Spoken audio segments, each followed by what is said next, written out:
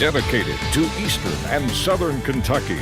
This is WYMT Mountain News Weekend Edition. Good evening, I'm Emily Bennett. Governor Andy Beshear released updated COVID-19 numbers for Kentucky this evening. The governor announced 277 new cases of COVID-19.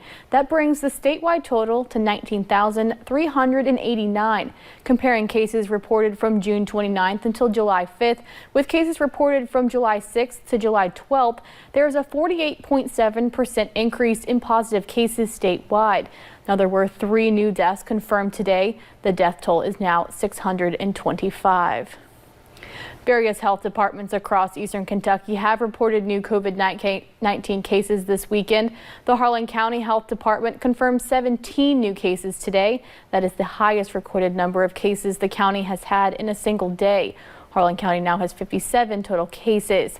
The Lake Cumberland District Health Department is announcing a spike in cases in the district. A cluster of the cases were traced back to Cracker Barrel employees in Somerset. And yesterday, the Bell County Health Department announced 4 new cases, bringing its total case count to 108. For more information on COVID-19 in eastern Kentucky, go to our website, WYMT.com. One church in Hazard is moving from in-person services back to online services after a recent spike of COVID-19 in our area. WYMT's Dakota Makris spoke with the lead pastor of Journey Christian Church about this decision and has more. We never thought we would be back at church in our PJs again, but here we are.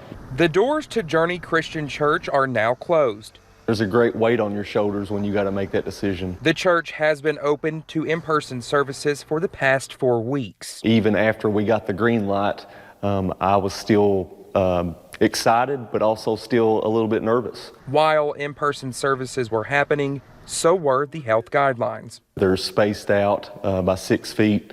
We've recommended that people wear masks.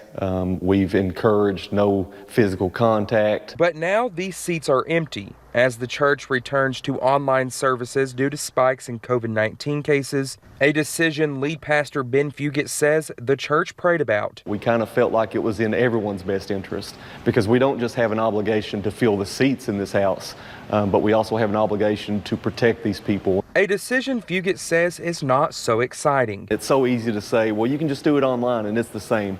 The reality is there is absolutely nothing that replaces being together in one building, no matter what that building is. Ultimately making the decision to keep their members and community safe. The main driving force behind why we chose to go back to online is just the local spike. We really want to protect our people. Hoping soon they can return to in-person services again. In Hazard, Dakota Makris, WYMT Mountain News. The church will reevaluate its plans to hold in-person services again next month. Now, a child has been reported missing this afternoon. 17-year-old Chris Melder was last seen off Dog Branch School Road, several miles west of London. The Laurel County Sheriff's Office asks you to contact them at 606-864-6600 with any helpful information. We have more on our website, WYMT.com. The COVID-19 pandemic is taking a toll on international students across the country. The U.S. announced on Monday that students face deportation if their universities only offer online classes. Fortunately, UK is planning to offer traditional learning, but some are still worried that could change. Olivia Russell explains.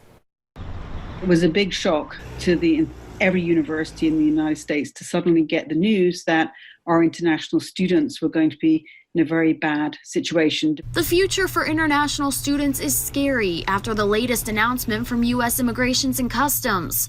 Sue Roberts from UK knows the future for nearly 800 students on campus depends entirely on how this semester happens. The University of Kentucky is committed to a full experience that's a mix of in-person traditional type classes, hybrid classes, and some online classes. Right now, UK international students will be able to stay in the country as long as in-person classes are available, but they know that could change. This virus is very unpredictable. So pretty much we don't know what's going to happen next. So because we are fine now doesn't mean we will be fine later. Melissa Molho is worried she'll have to finish her PhD back home in Mexico, even though she's spent the last 6 years here in Lexington. At the end, we are here because we want to learn, we want to contribute to society, to science, to technology. Melissa is scared, but she's hopeful, especially after hearing how the university is fighting for students like her, and Roberts hopes they feel valued. It's been in some ways heartening to see the whole sector come together to try and create a situation this fall that is one that enables all of our students to succeed, no matter where they're from. In Lexington, Olivia Russell, WKYT. Classes at UK are scheduled to begin Monday, August 17th. Now, racing weekend at Kentucky Speedway wrapped up today with the Quaker State 400 in Sparta, and rookie Cole Custer took the checkered flag in Sparta. Custer passed up Martin Truex Jr. and Brad Keselowski in the final 3 laps after a restart to win the Quaker State 400. Eric Amarillo took the stage 1 and Keselowski won the second stage. The win gives Custer his first win on the NASCAR Cup Series after finishing a career best 5th last weekend at the Brickyard 400. We'll be right back.